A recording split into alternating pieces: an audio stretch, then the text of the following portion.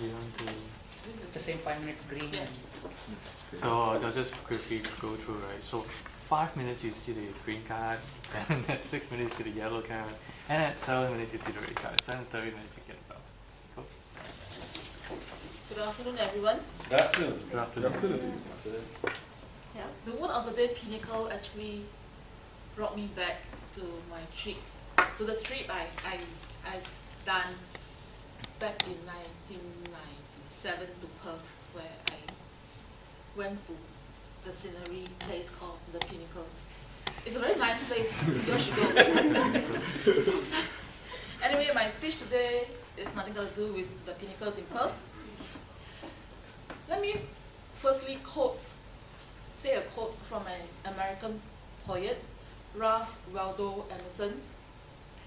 For everything you have missed, you have gained something else. And for everything you gain, you lose something else.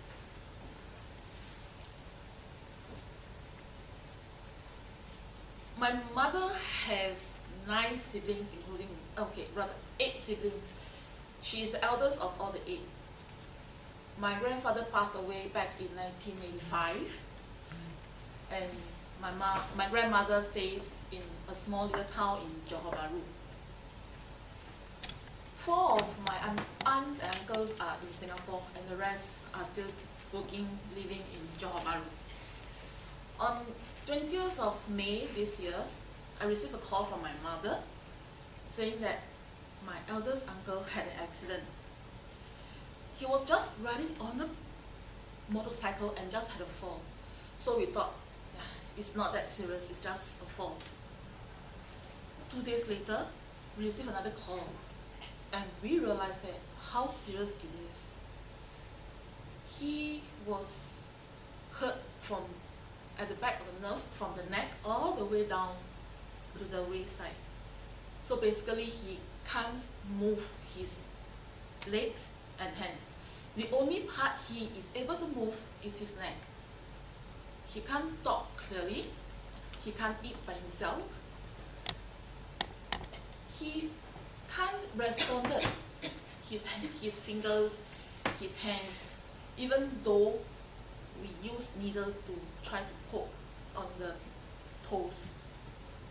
Initially, when this happened, when my mom said, let's go and visit him, I said, nah, I don't want to go, it's so troublesome, to go to JB so far away and no transport maybe.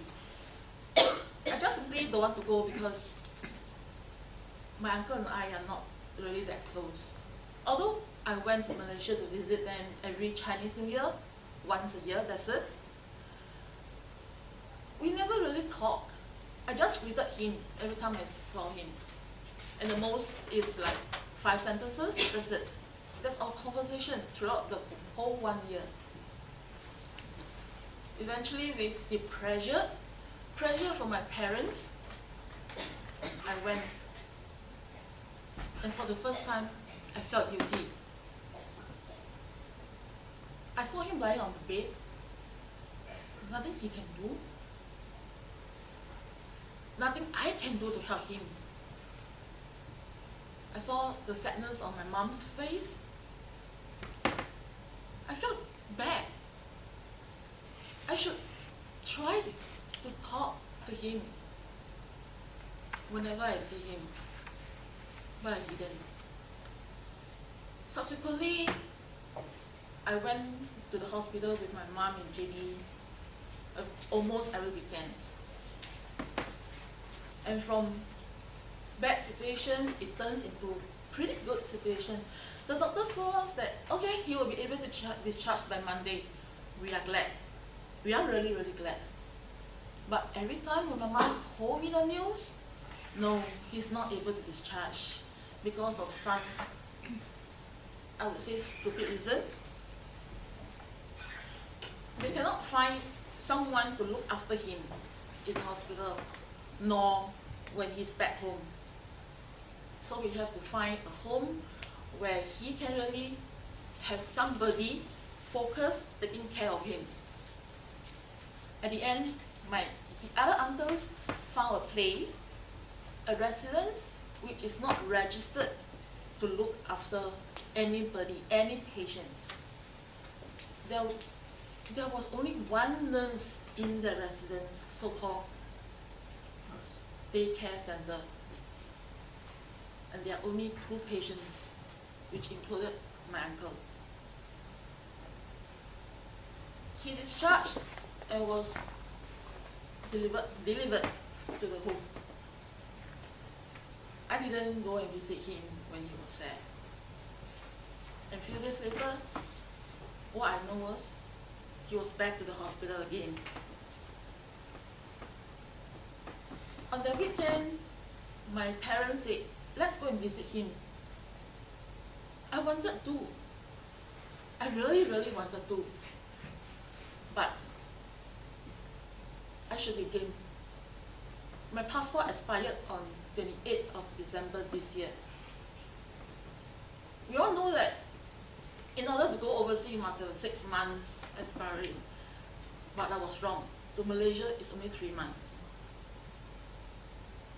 I didn't go on that morning with my parents.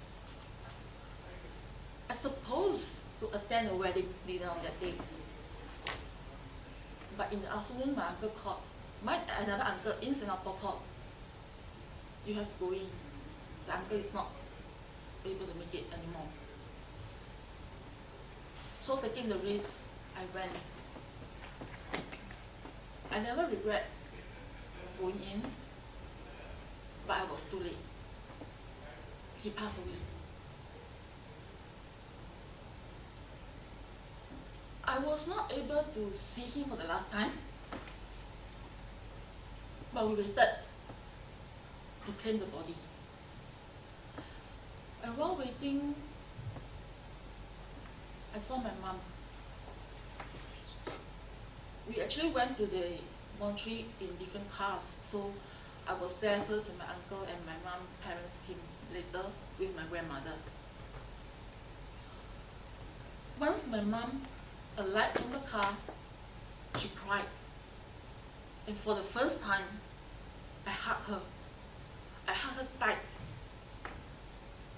trying to console her, although I was also in pain.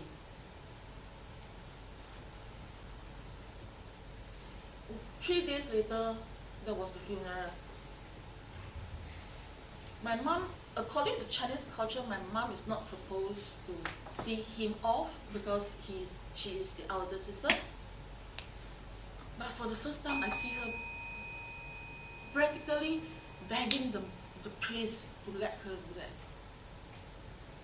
And on the way to the cemetery, for the first time again, I saw my parents holding hands with each other. And this made me realize that I didn't know my parents well. I know they are loving, but I don't know that so much loving to each other. After the funeral, everything was settled down. And I think back, I should spend time again to understand not only my parents, not only my family, but also my extended family, my uncles, my aunts, or even my cousins. But I didn't do that. So for the first time, I tell myself, I will try to do it, to understand everybody in my life. And before I go, thank you, Rao, who forwarded us a very nice phrase yesterday from Vernon Howard. Always walk through life as if you have something new to learn, and you will.